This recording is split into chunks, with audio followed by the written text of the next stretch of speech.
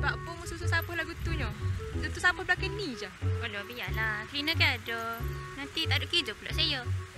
Mula tak ada kerjanya. Dia pula nak mikir susu sapu habis comel. Tak mikir pula nak tak letong. Ada gapo gak gegok ni? Ada muka lah sikit ni nyo. Tengok dia susun sapu supaya dekorasi. Tak sibuk retong. Katanya tak ada cleaner tak ada kerja nanti. Ya bote, kerja demo tu nya belana doh. Kita ni kalau boleh mudah kerja orang kan molek. Gini, misalnya dia si pamu kena curi, minta tolong orang lain dok.